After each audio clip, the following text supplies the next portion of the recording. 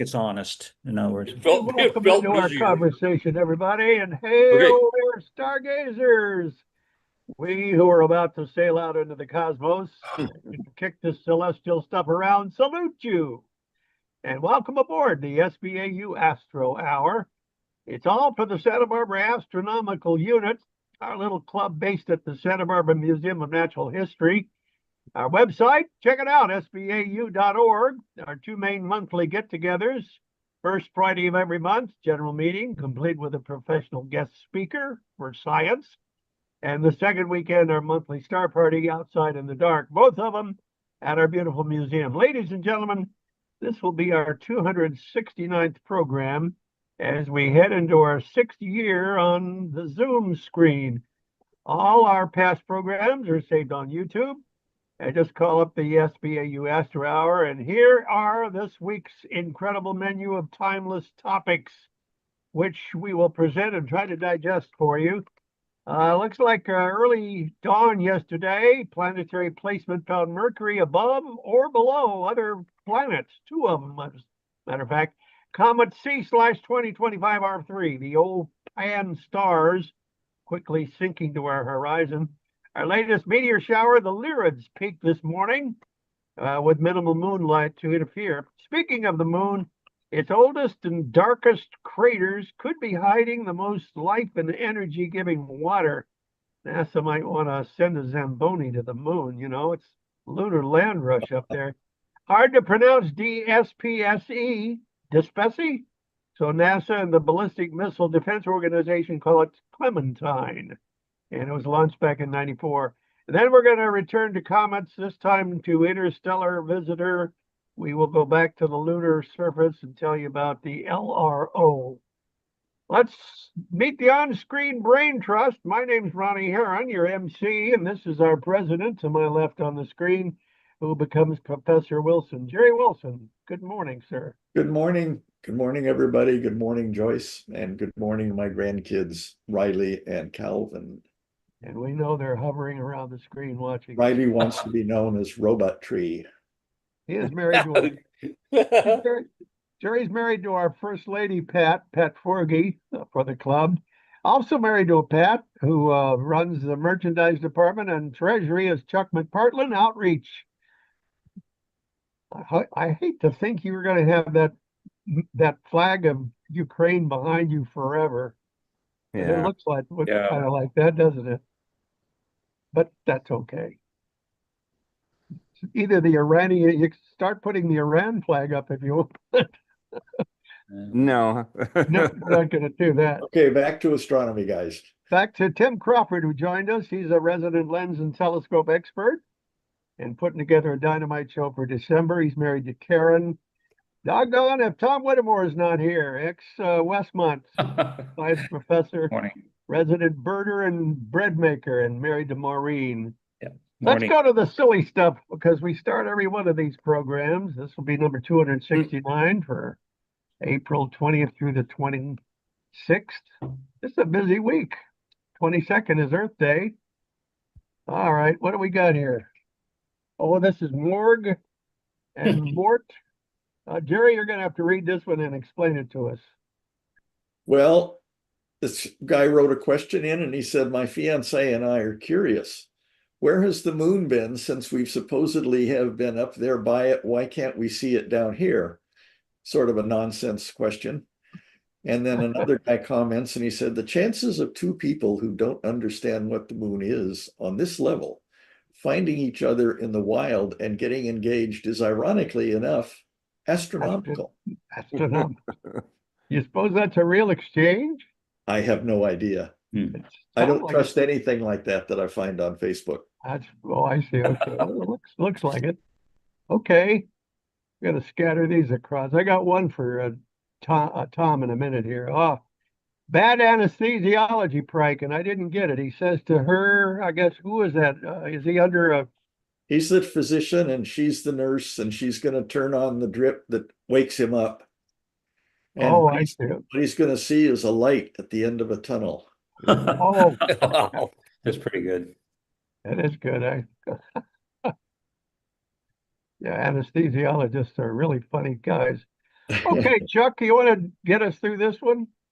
Interesting. All right. There's somebody saying there are many unseen wonders of our solar system. For example, everybody knows about Saturn's rings, but very few know about Saturn's embarrassing ball spot. By the way, Saturn just cranked up to 285 moons and Jupiter to 115. Wow. Oh, Jupiter went to 115? Good Yeah. God. So Wow. Saturn's got the most, and do we have names for all those new rocks? They've got numbers so far. That bald spot, incidentally, is six-sided, isn't it? It's a hexagon. Yes. It was just the other night I was telling people 97 for Jupiter. And Yeah. then some kid came up and he said, no, it's 101. Yeah. Well, no, it's not. It's 115. Well, Tim Crawford, you want to get us through this one? I'll give it a whirl. Let's see. Wow, I don't think anything could have prepared us for how incredibly goofy real space aliens are. Yeah, they're like Disney characters on Disneyland, aren't they? Howdy, Earthlings. Yeah, that's kind of weird. Okay, Gary, tell us again. They're relaxing in a boat in a rubber raft, looking at the stars. Yeah, here's something that'll make your head spin. The Earth rotates on its axis at 1,000 miles per hour, at least at the equator. Right. At the same time, it's orbiting the sun at 67,000 miles per hour. And on top of that, the whole solar system is going through the Milky Way galaxy at 515,000 miles per hour, while the Milky Way is speeding through the universe at 1.3 million miles per hour. Jeez. There, now that ought to distract you from your motion sickness. Pretty good. I don't know about that. Marping over the side. Okay. All right. Hmm. Throw the one out. Yeah, this is the one I want to throw to Tom, our resident pun guy. Tom Whittemore. Oh, okay. Yeah. I'm looking forward to watching the World Origami Championship. It's on pay-per-view. Pretty cute. Yeah. And what's the most famous article origami people make? The little bird. Yeah, the crane. Yeah. Crane, yeah. I had a student at Westmont who was really good with origami. And after I retired, I still found cranes all over the lab. When I was Somebody- in elementary school, they taught us how to do the crane. But Okay. a friend of mine sitting next to me taught me how to do origami to fold a water bomb. And it's the water bomb I remember. They sometimes fold napkins on the tables in Yeah. events. Okay, And the Ron, reporter. did you know that there is a crane in the sky, a constellation? Oh, I'm sure there is. There's everything else. Yeah, Goose the crane. It's really neat. Yeah, Joe Doyle told me one time it looks more like a sail on a sailboat. Looks more like a giraffe to me. Yeah, yeah. But Is that there's the a Southern crane in the Hemisphere? southern sky. Yeah. In our southern Okay. part of the Did sky. Yeah, Did you it barely talk- comes above the horizon. That's right. Is it Bruce? Bruce? GRUS. Yes, Oh, Bruce. Goose the crane, and the possessive is crucis. So Here is a picture of a member of Congress who's probably on the majority side being interviewed by the reporter, and he tells her, I like to think we aren't so much anti-science as we are pro-myth. Oh, God. yeah, Myth's alive, yeah. yuck. Okay, who wants to try this one? Chuck? Sure. Talking heads? this Stick figures. is what is it? XKCD? Yeah. And the fellow was saying there are now 3 spacecraft headed to Europa, which of course is the moon of Jupiter. NASA's Europa Clipper, which will investigate Europa's subsurface ocean. ESA's Jupiter Icy Moons, actually I think it's Jupiter Icy Moons Explorer, which is called JUICE, which will study the topography and chemistry of Europa and the other moons. And then there's the NHL's Zamboni Voyager, which plans to resurface Europa. And somebody says, oh no. And he says, we tried to stop them, but the league is set on an expansion. Pretty Yeah. good. Yeah, that is good.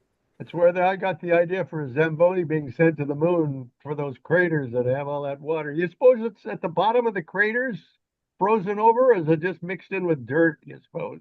Both. Or whatever that's called on the moon. It wouldn't be dirt, would it? Regolith. Regolith. Yeah. Regulus. All right, gentlemen, let's go to the night sky. Here we go. Morning sky. Yeah, this is Morning the morning sky. sky. Yeah, that's really a tough one, Jerry. Yeah. Look at the kind of horizon you need to have, Yeah. just to pick that off. Those red things aren't constellations. They're just Yes. The red config- oh, things up they are. here Oh, are. yeah, those are stick figures. Uh-huh. And these red blots are asteroids. Yeah. So, yeah, no, this is a triple conjunction of Mars, Mercury, and Saturn. Yeah. The other thing Jerry points out is that the ecliptic is very shallow in the morning. But boy, if you look at where the moon and Venus are when the sun goes down, it is cranked. The Yeah. eclipse is really cranked. So That a couple of nights ago, Chuck, did you see? I know you were with the Girl Scouts. yeah. Did you see the moon and Venus next to one another? Yeah. That really helped us that it was cranked that Yeah. way and orthogonal to the horizon Yeah. because we got to see Venus and the moon right there, nice little crescent moon. Yeah. And the clouds were polite. We also got Jupiter and the Orion Nebula and a bunch of other stuff. So Very nice. yeah, it worked out. Yeah, and if you happen to remember, where Venus was with respect to the moon on Saturday night, you can see how much the moon moves in one night, in one day. Because it was way above Venus last night. Hmm. Real pretty, real pretty. Well, is it in this picture? No, that's an evening sky we're talking Yeah, about. this is morning, Ron. Okay. Just before the sun comes, it's 6 o'clock. I mean, it's Yeah, glowy sky'll by be really then. bright. Yeah, it's glowy by then. Okay. Um, Explain those shapes to us. okay. Now we're looking at the comet Pan-STARRS. We still have. Oh, okay. Never mind. Mhm. I thought You it have didn't something change. else you wanted to say about the triple thing? No, I just thought it hadn't changed, but it did. Yeah. It's just going to be tough to see in the Yeah. glow. Yeah, the previous one was the 21st, April 21. Mhm. This is April 22. Yeah. So this is where the Pan-STARRS is. It's going this way very rapidly. So it's going to be hard to pick up. You're gonna look at it probably down here when it's dark, and then it's going to fade, and the day will come on, and the contrast with the night sky will destroy the image. But it's become suddenly bright, and many amateurs have Wow. taken a picture of it. It's this is, let's see what the date is. April 8. Yes, this is on April 8, which was about a week ago, Mm-hmm. almost. And it is from Eastern Crete. There's Amateur, yes. a good one on spaceweather.com taken from Utah from a remote telescope, and it shows a tail disconnect event. Wow. Oh, I didn't see that. Do you remember where in Utah it was, Chuck? The remote? No, I don't remember. What date was it taken on? I think it was April 18th, something like that. Okay, so that's much more recent. The newest one I've got here is April 14. Okay. Can you call it up and show it? Yeah. Taking a chance. Good luck. Hope we don't go I dark. was just curious because I love Utah. We almost go there every year. The southwestern part. Around St. Oh, that was George. incredible. Around St. George, yeah, around Zion. Mm-hmm. Yeah. Ike. Okay. So that was this morning when I looked at spaceweather.com. They've already changed their picture of the day. Let me see if I can find their comet picture page. You need the picture of yesterday page. Yeah. Yeah, no, I don't see an obvious link. So Okay, never mind. yeah. Okay. Yeah. If I might just add right now, it's so much fun at the Palmer Observatory now on Sunday because the stuff that David has done to improve the viewing of the sun is just amazing. David Yeah. Lawson? Oh, yeah, right at the museum. Yeah, David Larson is Mr. Problem Solver. Yeah. He is really good, Jerry. And we got a white light view on the other screen now, from the other camera. And it shows clearly limb darkening and clearly sunspot activity. Mhm. Yeah. This is pan stars we're looking at still. Yes. Mhm. This was taken on April 12. Previous one was on April 8. There's a little turbulence in the tail back here, Mhm. but a Wow. nice picture. And this is probably what you'll see if you see it in the morning nowadays. You probably won't see it against a very black sky, Mhm. but it's still a dramatic object. Is that one spot there? It kind of looks like a little backfire. Is that where something might have right about in the 1/3 of the tail? Right there? Yeah, is that something maybe breaking apart right there? Well, it looks like it's just turbulence in the tail. That's where there's turbulence in the solar wind, Okay, and it affects the appearance of the tail. because there's one bright spot there that's in the That tail. might right. be a background star too. Oh, okay. Could be a I chip bet that you it came is. off the comet head too. Yeah. Culting a star with its tail. So that's the glow from sunrise, Jerry?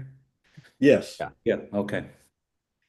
Now that picture was taken from Somerset in the UK Wow. by Josh Dury. Hmm. So really low for them. Yes. Mhm. And this is using a unistellar smart telescope on April 14th by Ad Verveen. Nice image for the Yeah, it's very good. unistellar. Well, gentlemen, it's something I've heard on this very program is that comets sometimes, usually, I believe you said, have two tails or three, and I only see one on this. So is that an either or? Well, if they don't produce a lot of dust, then you're only going to see this ion tail. Plus, the ion tail is probably brighter. Mm. And you Well, can is this see tail- the typical, Is this tail we're looking at going with the flow from the solar wind? Yes, it's an ion tail. Well, Yeah. that's what that means, ion tail. And Ron, comets are often talked as cats. They have a tail and they'll do anything they want.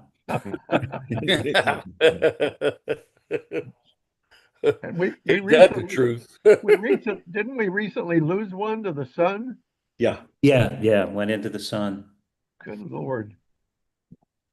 So anyway, this one you see the typical green coma around the core, around the head. And then it's made of a chemical that has it's an unstable chemical and it has a certain lifetime. And by the time it gets to be voted in to be part of the tail, it's decayed to other chemical compounds. Hmm. Huh. And yeah, so anyway, and then yesterday morning, let's see, at 3 a.m., the Lyrid meteor shower. That's peaking on the 21st Okay. at noontime for us. Okay. Oh, okay. Tough to see. Yeah. Well, is it difficult, gentlemen, to record meteors on video? No. No, you waste a lot of videotape, but you because but once you get them, you need something very wide field of view, like an all sky camera. Well, I was just thinking of leaving the lens open to a star so that it would fill in and get bright or big or bright enough to see, and yet these streaks they're gone. There's enough light in that to save. Yes.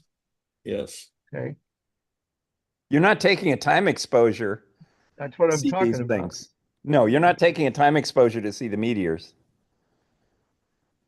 You just do a Meteors video. are much brighter than the stars.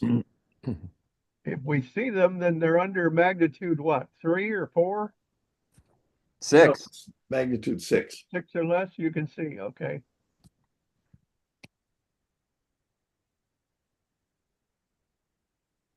Let's see.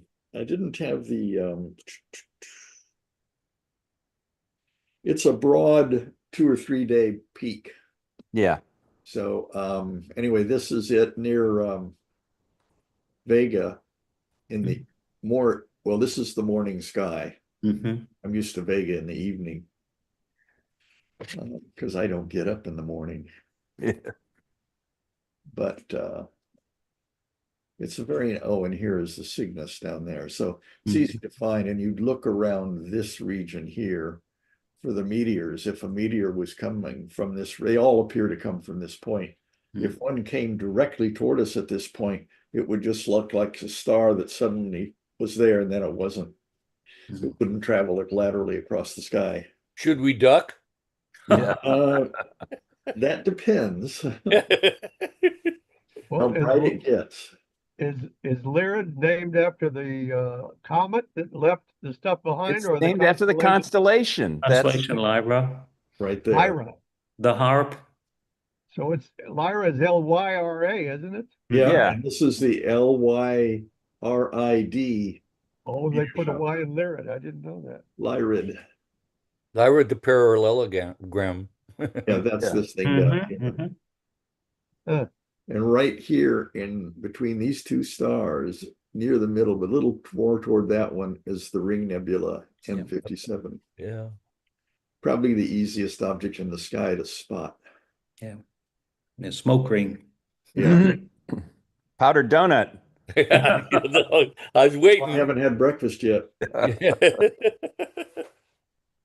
And we get meteor showers throughout the year, don't we, on a regular basis? Yes. Yeah. There's This almost never one a time. is, let's see, do we say what it is? Summer triangle. I didn't, oh yeah, comet. This is the trail of meteors left by Comet Thatcher, discovered in 1861. It has an orbit around the sun of more than 400 years. And this is a pretty ancient shower as far as having records. Yeah. Now, Jerry, when it comes around again, will it create a whole new meteor shower? It'll add more debris. Yeah. Right. It'll add more? It's always adding new meteoroids to the ring of cloud that it left. Oh. But the Earth has to pass through that trail, doesn't it? Yes. You don't have to pass immediately through the space that the comet just populated, because it populates the entire ellipse all the way around with some level of debris. There was a case back in the early 20th century where the Earth was going to pass through the tail of Halley's Comet. And it was publicized as spectroscopically, they decided there was a lot of cyanide in the tail, and it was going to poison everybody on Earth to pass through. And so these people started selling gas masks. Yeah. And there was a lot of panic buying of the gas masks. Yeah. Despite Cyanide pills, anti-cyanide pills. Yes. Yeah. And- yeah. And There's the all- debris continues to orbit kind of with the comet, just Right. delayed Spreads out a or little, but it follows the entire orbit. So it really doesn't have to come by us to add more? Correct.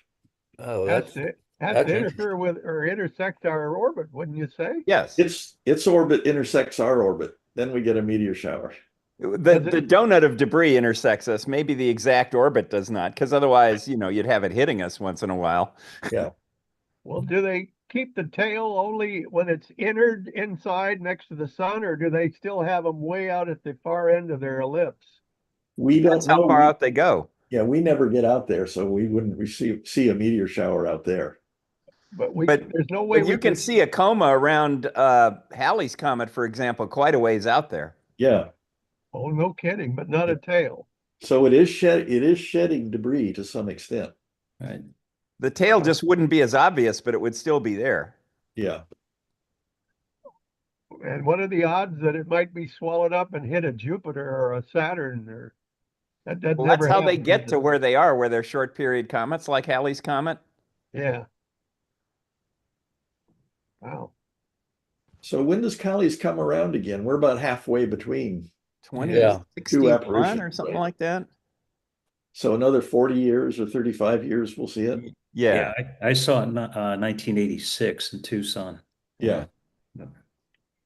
Well, Jerry, you put the interstellar one at the end of the talking points, several topics away. So I guess there's no way we can go there now, is there? Sure there is. Well, because I forget the name, I didn't write it down. I just know it's the passer through, the Oumuamua of today. So that works out, Tom, to about 2060. This is Comet 3I Atlas, which is the third interstellar comet that passed through a while ago. It's on its way out. It passed the sun, not terribly close, but its chemistry changed, and that's why it made the news again. Apparently, it has a different chemistry makeup inside the comet than outside. And as it was coming in from cold, deep space, we saw stuff fluffing off from the very outer ice layer of ices. And now when the sun heated up, it burned through the outer layer, and we're starting to get chemicals from the inner layer, is the theory. Aha, an alien spaceship. Yeah. Yeah, it's not. But it has enough water and gas in it to make a coma and a tail. And Oh yes, it's quite prolific. but Yeah, the Ronnie. Oumuamua didn't have that stuff going, because it didn't have a tail or a corona. Well, it didn't have an easily visible one. Yeah. Remember Comet Hale-Bopp in 95 or so? Okay, so that had a huge tail, Yes. right? That You know, was a you could nice see it all comet. over the place. If you took all the material in that tail and you packed it together, it would fill a suitcase. Tails are very efficient use of their materials. Yes. So Hale-Bopp's not the one that crashed into Jupiter. No, Hale-Bopp was the big, obvious one Yeah. that you could just go out at night and see. Oh, gotcha, right. there Yeah, were there were two two. that came by that Yeah. year. Hyakutake. Yeah, Hyakutake was the first one. Yeah. Then Yeah. Hale-Bopp. I got my kids up about 3 a.m. to go out back and look at in the backyard with a telescope to look at the comet, the first of the two of them. And Yeah. then later we were having dinner several months later, and I said, "There's another comet in the sky." And both Yeah. kids said at the same time, "Don't wake me." Yeah.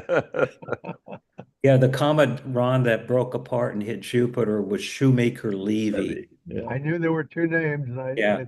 Yeah. Now this Shoemaker-Levy 9. They found a whole bunch. Number 9. Yeah. This is a picture of the core of the comet, a short period photograph taken by the Subaru telescope on December 13, 2025. But what's happening between the inner and the outer chemicals? Is it exploding, coming apart, or No, just different composition. how do they know that? How do they know what's inside it? Because Spectroscopy. yeah, Well, that would give you the outside, wouldn't it? How do you it get? give you whatever's coming off. Yeah. Oh, and that's unusual. It had a lot of alcohol. Yeah. Not ethanol, I guess, but methane or methanol. Yeah, methanol. And this was taken by a Hubble telescope image. This was taken of 3I Atlas, doesn't give the date, but it's in that range of December. And this is an artist impression of the comet head. We've never actually had a picture this clear of the head. This is the artist's idea. And here you see the chemicals coming off that are unstable and they decay. And then this is the start of the tail going back there. The methanol is blue, flowing from both the nucleus and icy grains in the comet, while hydrogen cyanide is the orange and is released mainly from the nucleus. But So it's this is a certainly not- representation of spectroscopic data. But these chemicals are not foreign to us. We have them here too. Just comets here aren't usually made of them. The only thing on comets, or I guess on not on comets, but on meteorites that we've ever seen that are not common to Earth, are a couple of minerals that are formed in the long space journey wherever they came from. We have found a few minerals that are not common, we've never seen before. But in spectroscopic views of comets, I'm not aware of discovery of any new heliums or anything. Yeah. Well, there's some element called iridium that the big comet that wiped out the dinosaurs left a layer of. Yeah, we have Yeah. iridium on Earth, but we got a burst of it from that Chicxulub event. Yeah, iridium is a heavy metal, so it tended to sink to the core. Yeah, Oh, yeah, there's probably a lot of gold in the center of our there Earth. is a lot of gold in the center and a lot of iron. What we primarily mine when we find it is things from old impacts and also what bubbled up through volcanoes and those central peak event where the continental plates split and spread apart and some mantle comes up between them and spreads them out. Could I ask Most a of the good question? stuff is down in the core. Tim? I'm curious. I'd like to ask a question about Halley's Comet again. I looked at. I know it's a 76-year period between when we see it and each time. Yeah. But when I looked it up, and by the way, the year is going to be 2061 next time. Yeah. But it said that there's a 38-year journey. So why do they call it a 38-year journey to the solar system versus 76? I don't get that. That's the half period, so Yeah. that's like It's a Yeah, half period, so I don't understand. Maybe That's coming between in and apogee going and out. perigee. yeah. Okay, good. Thank you. I didn't get that. Yeah. 38 years to come in, 38 years to go out. I guess that's it. Yeah. They don't ever lose that traction and get smaller and finally sucked up by the sun. It's comets are subject to changing their orbits because they are carrying essentially little rocket motors on them. Because Whoa. as they come close to the sun, there'll be a puddle of volatile material that the sun will evaporate off, and that's an action, and the reaction is it pushes the comet to the side. That's why comets are so difficult to predict, and you keep getting these predictions of comets that are, or asteroids too, that are going to hit the moon and then they're not. Yeah, The yeah, orbits are changing. yeah. So it's the gas and the water on board the rock that makes for the tail. Yeah. Asteroids don't usually have that stuff in them, right? Just not in those levels. Yeah. Okay. There's no difference between an asteroid and a comet, except that the asteroid or the comet has a lot more volatiles on it. But over the billions of years of the Earth being created, our oceans came from those suckers, didn't they? Large parts of our water came from meteorites and comets. Yeah.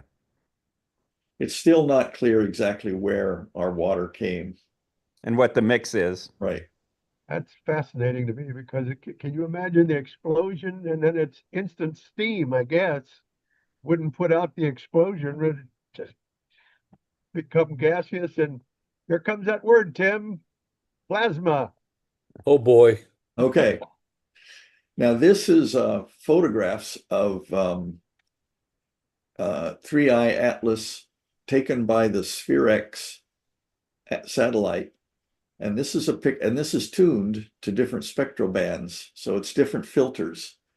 And this is an image of the dust in the infrared. This is an image of water coming off the comet. This is an image of organic materials or methanes, peptides or not peptides. What are those? Hydrocarbons. Yeah, hydrocarbons. Good, thank you. And then this is the carbon dioxide ice. The two principal ingredients are water ice and carbon dioxide ice. Wow. We had the This- color, or is that the color? of The cyanide is in here. Yeah. cyanide is green, huh? Well, that's how they've chosen to render it. Yeah, Okay. yeah, it's false color. Yeah, all astrophotos are false color.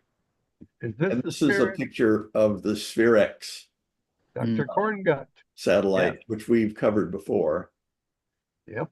And its primary mission is taking pictures of high resolution pictures of the cosmic microwave background to try and settle the Hubble tension. Well, according to Dr. Corngut, who talked about this last November, that sucker was wheeled right through our town on our freeway on its way to Vandenberg, wasn't it? Yeah. We've wheeled a lot of satellites out of Goleta to get them to the launch pads. Really? Yeah, They leave West Hollister? they leave Well, they that's where leave it's, various sites here. Yeah, wow.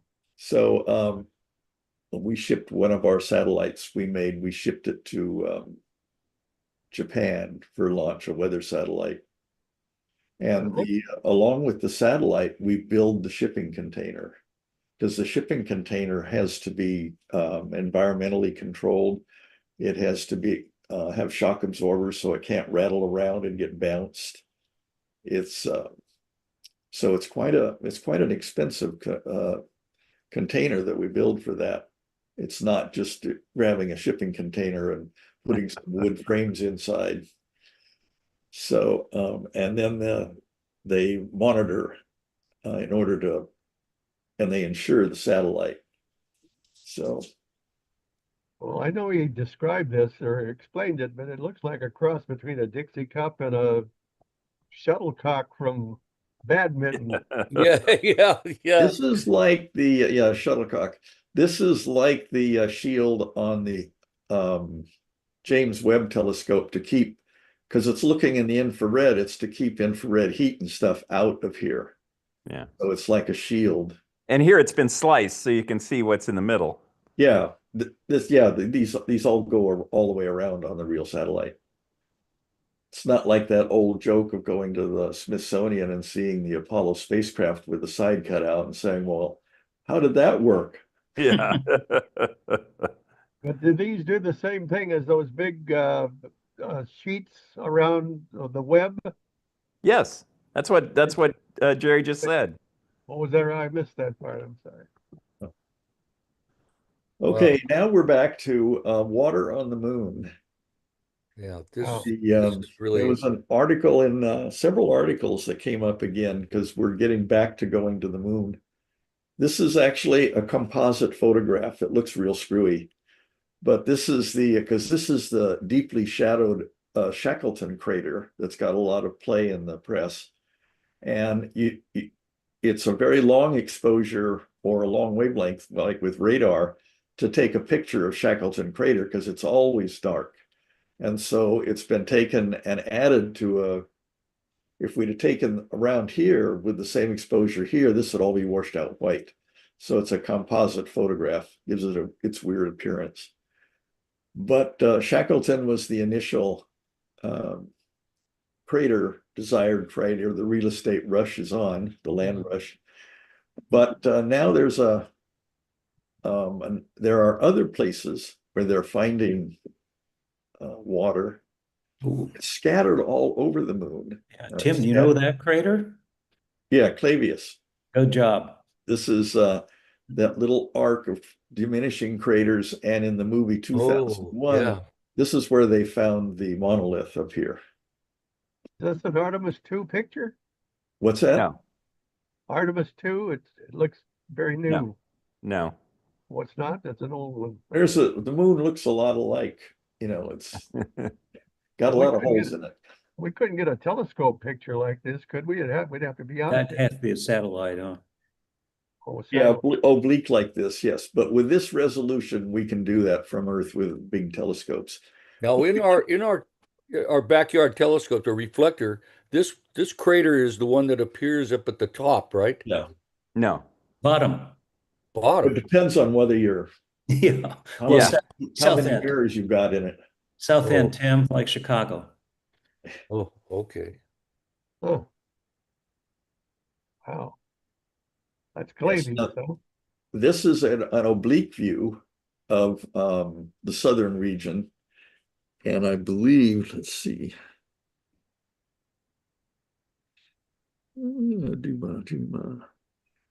Man, that's a These are shadows around the Malaparte Massif, a mountain near the moon's south pole. And it's one of the, this is image taken at the Arizona State University. Not taken at that, it was processed at that, but it's from a satellite. It's from probably not the Clementine, but the Lunar Reconnaissance Orbiter. Yeah, there's too much light in Tempe, Jerry. Yeah. A shot like this. This is beyond the resolution of a Earth-based, and Yeah. it's also too oblique.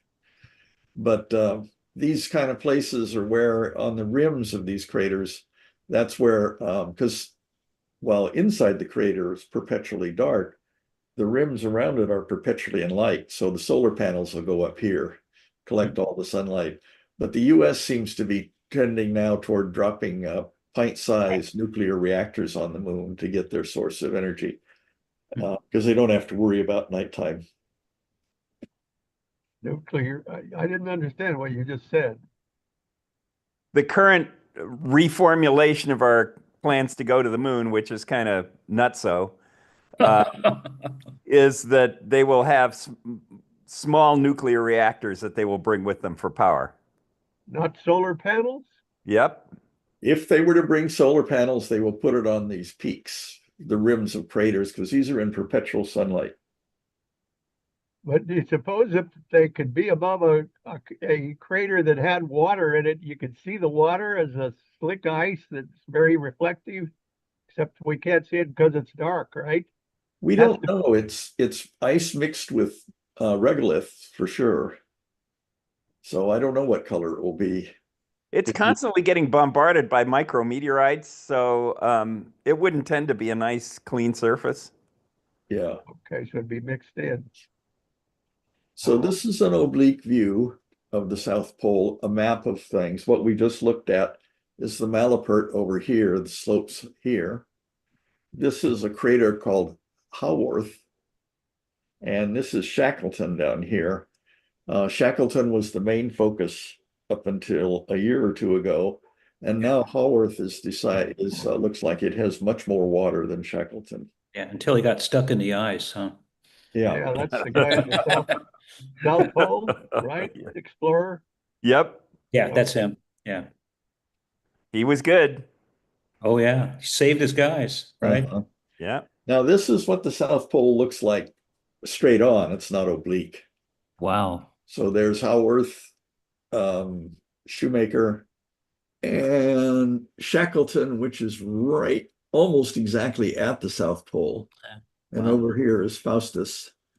But this one is quite deep, and radar scans of it indicate that it has much more water than Shackleton on it. Well, that's where everybody wants to go, right? The Chinese, the Indians, the Japanese. Yes, this is the prime real estate. Frankly, I think the Chinese are going to get there first. We had what did we have? We have SpaceX under contract to make the lunar lander, and you know how over optimistic Elon Musk is. His timelines that he used to sell the contract, to win the contract, were completely bogus. I remember him saying years ago that we would have people on Mars by 2026. So they finally canceled his contract, and they awarded it to what is the Blue Origins. Yeah. And Blue Origins just got a contract to build their heavy lift launch pad at Vandenberg Air Force Base. So SpaceX will be at Florida, and the Blue Horizons with their super heavy rocket here at Vandenberg. Their super heavy rocket, called the New Glenn rocket or booster, is not as big as StarX or SpaceX, but it's getting up there. So, Ron, you may know that there's been a lot of argument in China about, getting to this part of the moon. Right? Yeah, it's a clear case of he said, she said. Well, which of those that you just described are Bezos? And which is Branson? Branson is Virgin Galactic, and that was just suborbital stuff. Yeah. Okay. Tourism. Yes. You just described the Bezos one, right? Yes. Coming here to Vandenberg? Yes. Wow. Yeah, the New Glenn. And they just had a failure. It's what? They just had a failure. Yeah. The New Glenn booster worked okay, but their upper stage failed and put a expensive satellite in the wrong orbit. Yes, I read that. Well, who made the the Artemis 2 capsule that just took the 4 around the moon. That Oh. was Lockheed, I thought. Oh, that was that wasn't Elon? No, that wasn't Elon. Elon is the Dragon capsule. Yeah. Okay. Boeing is making one too, and was the one that they launched with 3 people in it, and it leaked Yeah. helium, and they didn't trust it anymore, so they had to send a capsule up with SpaceX to bring the people back. And Yeah. I believe that the spacecraft, the Artemis 2 was made by Lockheed, but I don't know that it might be Elon. No, it wasn't. Okay. It was Elon. Now Blue Horizon got this launch pad or whatever it is they got a contract for. Yeah, they did for building the heavy launch pad. Yes. But I thought that got kind of sidetracked or Everything, it's a race between, it's like a 3-legged race. People take the lead, and then they stumble and crash and burn and break their arms, and then they get up and they hobble on. And okay. Yeah, so but this one was just announced, Tim. So this is new. Okay. But Artemis 3 has changed, hasn't it? Weren't we going to land on the next one? Yeah, it's Oh, really? We're not- all gone cuckoo. Now is Oh, Blue originally, we're Horizon going is to go around Bezos? the Earth. Weren't we going to go around the Earth?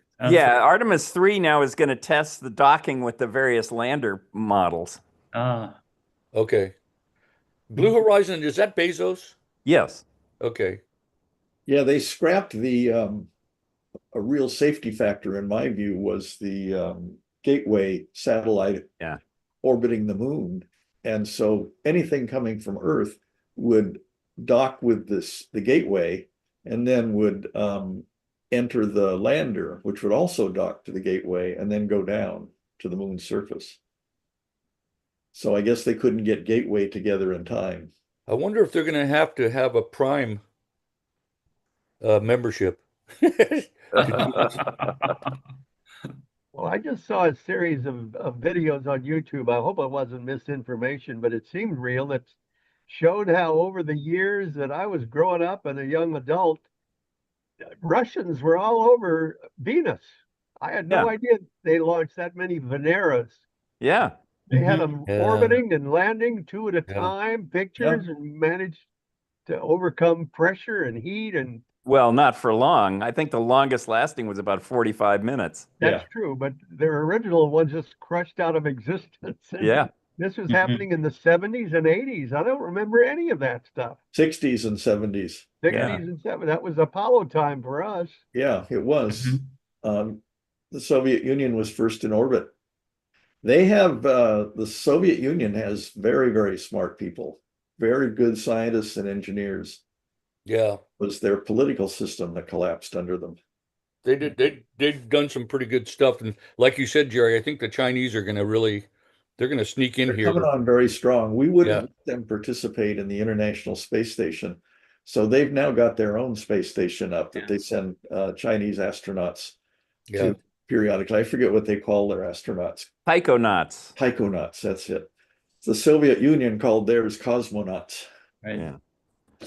So Yeah, they had good science, but poor control of the funding because of corruption and things. Yeah. So. Yeah. and now we've got the corruption crowd. Yeah, Now, we're getting there. Yes, they have astronomy. But it looks like all the future colonization on the moon is going to be South Pole, doesn't it? Yeah. Why not North Pole? The North Pole doesn't have all these deep craters. Oh, it doesn't. Oh,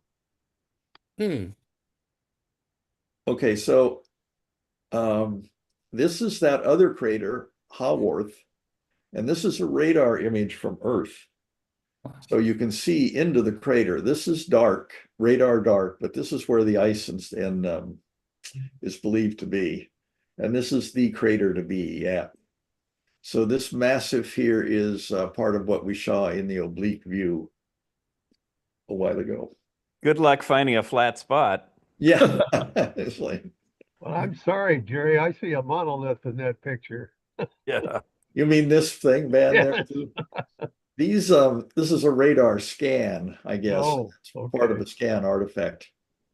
You remember the first close-up view of the moon, which we did with, I think it was Ranger, Yes, and my it brother orbited the moon, worked on that. and they took a strip of film, Yeah. and they took a strip, and then they put all these film strips together, and you could see really close-up views of the moon, but you saw all these film strips or all the joints between them. And there was a cartoon that came out at that time, and it showed the Apollo spacecraft on the moon, and they're standing in one of these bands, and the moon really does have these bands in it, these cliffs between segments of the moon. And one of the astronauts is going, well, I'll be darned. Yeah. So Jerry, my brother Paul, who was a topologist, was involved with the Ranger program at Naval Avionics, and he wrote code basically to take two-dimensional information and map it into 3D. And so that was his part on it. It was pretty impressive. Uh-huh. I'm sure there are a lot of folks doing that, but Paul told me about that when I was a little kid. Boy, that'd be Radar images sounds succinct and doable. Just to point your radar antenna and take some pictures. But I worked for a short time on radar optics and putting pictures together. And the scale size of what people are interested in is about the same size as the wavelength. And so Oh boy. the raw data you get here is just loaded with interfering diffraction patterns Yeah. that have to be eliminated. Mhm. It's a nightmare approach or problem at first. There's just recently a paper out on occultations Yeah. showing how even if you've got a miss chord, one that misses the asteroid, especially in the case when the asteroid has a moon, you can look at, if there's not a lot of noise in the data, not a lot of scintillation, you can actually look at variation in the brightness of the miss chords and see diffraction effects from the near misses of the asteroid and the moon. Yeah. Then from that, with enough math, you can extract some data about the actual bodies. Yeah. Well, how many asteroids have moons? It's up to about 600 now, I think. And Wow, actually, we kidding. need to point out that Chuck recently discovered a moon around an asteroid with his asteroid occultation. Yeah, they're still working on the seabed. It's up to revision 4, I think, but yeah. Okay. Yeah, well, congratulations. You're going to have a name, Chuck McPartland? No, no, the naming is really constrained for moons of minor bodies. Okay. It has to be related to the body that it's orbiting. Okay. And this asteroid is named after Micheline van Biesbroek, George van Biesbroek's daughter. He's the one that discovered the asteroid. Wow. Uh-huh. And so I thought I'd look and see if she had a daughter or offspring or something. And I couldn't find any information, but it turns out she married to a fellow named Wilson, and her nickname was Mickey Wilson. And I got this from her obituary. Oh, And so I'm thinking Mickey Wilson, because just plain Mickey sounds too Mickey Mouse. But wouldn't there be a limit, gentlemen, on the size of these two rocks? If they get close enough in size, they'd become like a binary. Yep. One's not a moon of the other, they're just orbiting each other, yeah, right? if they're similar masses, yeah. So at what point does they designate the smaller a moon that's orbiting the other, or they're just orbiting each other? Do you follow what I'm saying? Like the Yeah, it's stars. another fuzzy problem. Yeah. Okay. I think you look at where the center of mass is. yeah. But It none of sounds like those- they'd have to be equal, Ronnie. Yeah. Or Are there very any- nearly so, yeah. Are there any of those countless moons around Jupiter and Saturn that have little moonlets around them? Not that we found. No kidding. And yet asteroids, 600 of them have rocks going around them. That's Jupiter's a pretty big object, and I'm sure its tidal forces, where a lot of these moons come from, its tidal forces can be pretty disruptive. And if a moon had a moon, it probably had been removed a long time ago. Aha. Yeah, perturbations would cause it to either form, mash into the other companion or get thrown away. I actually asked that question a long time ago, is it possible for a moon to have a moon? And I think the answer was what you're talking about. Well, Yeah, it's tough. periodically our moon has a moon, but it's usually a rocket shell. Yeah. But it might be that three-body problem you're talking about. Well, I guess the Saturn's shepherd moons inside the rings have millions of moons, don't they? Little moonlets around them. Are we looking at the map of all of the moon's surface? Yes, this is the whole moon. It's on a Mercator projection, so everything's distorted at the North Pole and the South Pole. Or is this the South Pole and that's the North Pole? So I don't know. Anyway. Yeah, this is the South Pole, I think. Anyway, this is Well, here's Oriental is there to the left of the main blob, so that's probably south down below. yeah. So, So Mari in the okay. center? What? A Mari? No, that's all the mares. Yeah, Oh, they're that's on this, so this that's is the whole. moon. This wraps around and connects to this. But where is the South Pole? In the middle of this? At the bottom. I think it's Oh, at the here. bottom. Oh, I see. Okay, got it. All right. Yeah. So this is a LiDAR map, a laser Laser radar. yeah, laser radar. I forgot the acronym for LiDAR, but and AR is and ranging. You have Detection and LRO. ranging, yeah. Yeah. You have LRO in the talking points. LRO, whatever that means. Well, that's Lunar Reconnaissance Orbiter. That's Yeah, different. that's Oh. the satellite. Okay, The satellite lunar reconnaissance orbit was a very heavily instrumented thing early on in the 90s, and it is the source of all the geographics of the moon, everything, composition, altitude. They wanted to deep map the moon in detail, down to fine detail, and the lunar reconnaissance orbiter was the way they did it. got it. But is the left side of this picture and the right side of that picture the other side that we can't see? No, this one wraps around behind and comes out it's this side. Yeah, the two edges left and right are kind of the far side of the moon. Yeah, this is the near side. It's all craters. That's strange. There's Tycho down there. Because of all this, it makes the moon lopsided, sort of counterbalanced or balanced wrong. Well, there's mass concentrations under those mares. Yeah. Oh, Okay. So this is the competition between Haworth and Shackleton. This Haworth is a bigger crater. Total time in shadow is estimated. They're both around 3 billion years. When cold enough for ice, 3 billion years ago, but only 500 million years ago for Shackleton. So Shackleton hasn't been there long enough. So it doesn't retain a lot of primordial ice, they're thinking. But ice is all over the place. There was not one big event that put the ice on the moon. Comets going by and solar wind. The solar wind is protons, which are hydrogen nuclei. So if it finds some oxygen, which there is oxygen and minerals on the moon, you could be forming water from the solar wind and putting it at different places. They're finding it in Clavius, as I showed. So that's amazing. Total ice accumulation time estimated at 3 billion years. And this is only 500 million. That's overnight.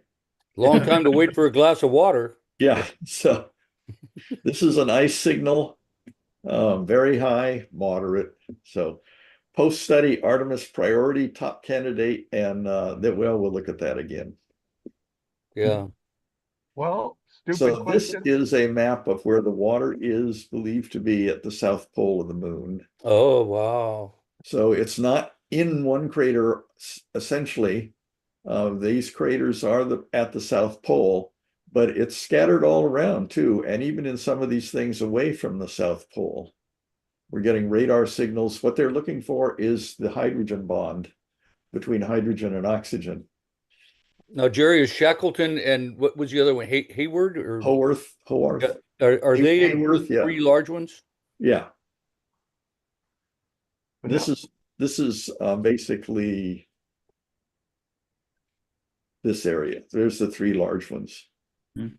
Wouldn't it make sense to go to the middle one so you could go to the other the other two. Well, that's rough terrain. It would be hard to. Yeah. Oh, okay. Okay, yeah, that makes sense. And a Intrepid type helicopter is not going to work here. Okay. Wow. Whoops, going the wrong way.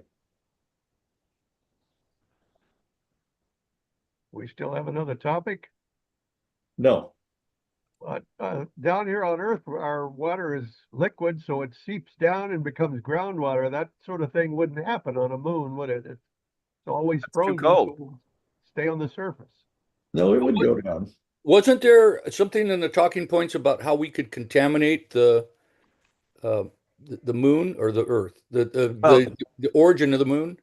Well, no, it's that the solar wind is blasting oxygen and hydrogen off of our atmosphere, and every once in a while the moon passes through that tail, and so we're contributing some of this stuff to the moon ourselves. Right. Okay. Okay.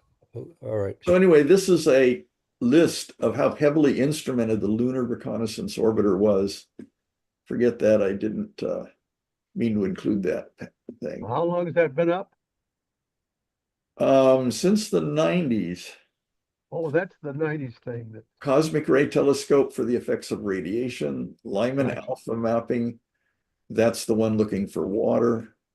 Hmm. Lunar exploration neutron detector called LEND. The lunar orbiter laser altimeter. This is the LiDAR. Lunar reconnaissance orbiter camera. This is all the visual stuff from different angles. And the lunar reconnaissance orbiter camera, LROC wide angle, and this is narrow angle version of it. It has a zoom lens. Wow. So there's also a radiometer on board and a mini RF signal. So well, we all remember how fun-loving those Apollo astronauts got on the moon, don't we? Driving around in that car and zipping hitting around, golf yeah, throwing balls. up rooster tails. Yeah, Now, when NASA launches things, it's like that old joke about how do I get my first job? Because all the people look at a resume, they look for experience, but I don't have any experience. So how do I get my first job? So NASA will not put anything in space unless it's been in space before. So what they do is they tag new technology on, new instrumentation, and there's two of these on board, Diviner and Mini RF. And these are technology test things that were put on board, not to satisfy necessarily the mission of the LRO, but to give these types of instruments and their components time in space so they can qualify for future missions. That was like like where the program I worked on for most of my life was the government said you couldn't work on it unless you had experience on it. Yeah. And so it's a closed group. yeah, so when we'd hire new people, it's like they had to work first at grunt work like data acquisition and data, analysis. And that gave them some experience, and then they could work gradually on more complicated parts of the system. there's new younger guys out there on West Hollister doing what you guys did 40 years ago, huh? Well, they're probably doing more sophisticated stuff, but yeah. There's a Mons. Do we call the mountains on the moon Mons, like Yep. Mars? No, We don't. Okay. I don't think so. Montes, I think. The what? Mons and Montes. Okay. Mhm. Yeah. Well, this is the central peak of the crater Tycho. And this was taken with the LRO, showing you how it's high resolution. And there's a lot of detail in this. There's a fissure that runs along here. There's little ripples in the surface that were formed when things cooled and contracted. A lot of things forced up when the lava cooled, pressure ridges, and of course the central peak here. Very dramatic picture. Yeah, that's Well, that sure is. Yeah. They don't have volcanoes as they look on Earth, cones with a hole in the top. No, there are some volcanoes, but they're not the dominant feature there. yeah. I got you. We did it one time. Well, see if I can find them and do them again. Yeah, the Marius Hills and those other places. Yes. And They have there's, different looking shapes because there's a lot less gravity there, and the lava is different consistency. yeah. So I like the Hawaiian lava, which they call pahoho. Well, I'm glad you showed us Clavius because that was my favorite because of the 2001 movie. And we did it again, gentlemen. You kept me mesmerized. Let's do it again next month, or excuse me, next week. SBAU Astro Hour. That was number 269. That means 270 is next. Okay. And, Very interesting, Jerry.